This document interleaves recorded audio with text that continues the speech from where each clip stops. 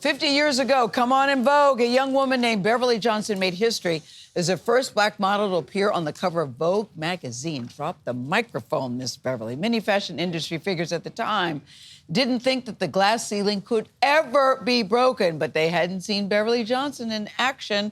Her career took off from there as a model and entrepreneur. She helped clear a path for black women in the fashion and beauty industry for years to come. She's still doing that. Now she's telling her story in her own words on stage in a one-woman off-Broadway show. It's called Beverly Johnson in Vogue.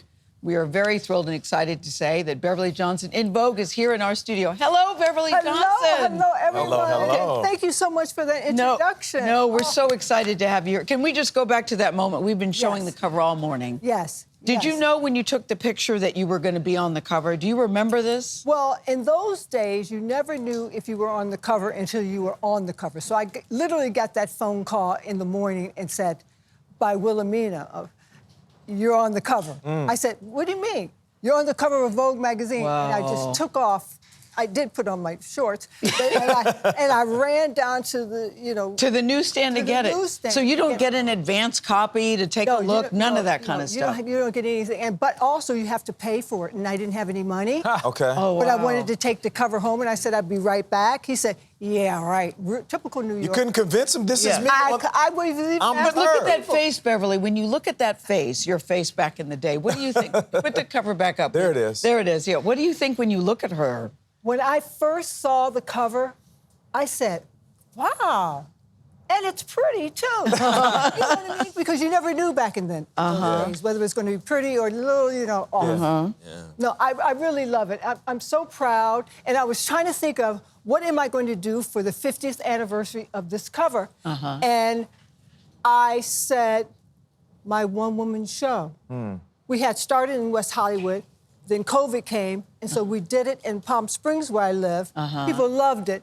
And I said, that's what I want to do. And so when he called 59 East 59th Street, Joshua Ravitch, my partner in this, he also did Carrie Fisher's Wishful Drinking. He's a master at one people's show. Anyways, they said, Beverly Johnson is New York. Are you kidding? Yes, we want to.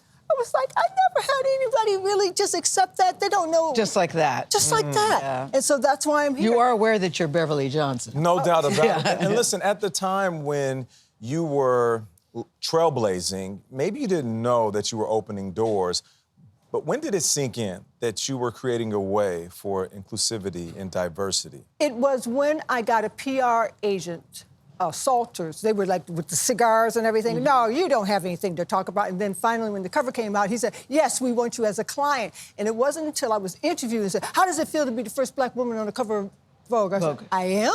Oh, you didn't even know that. That's when it hit you. You didn't even know that. But a lot hit me, the responsibility. I literally went and studied this whole thing about racism and this, I was born and raised in Buffalo, New York.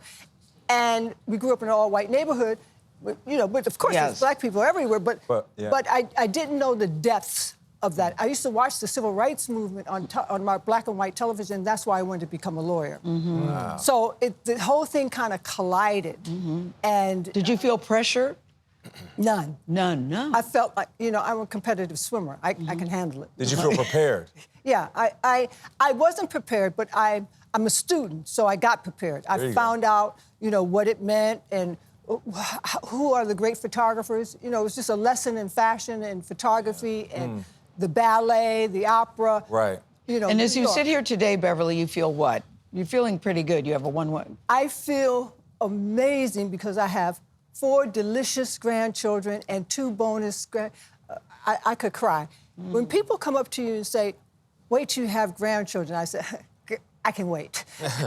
It's true. Yes. It is the most delicious time of my life. Gayle, is it true? It is true. It is true. What is your grandmother name? I'm curious. What do your grandkids call you? They call me Softer. I'm soft and I'm tough. But I found out that I'm more soft than tough. And I don't know how they found that out.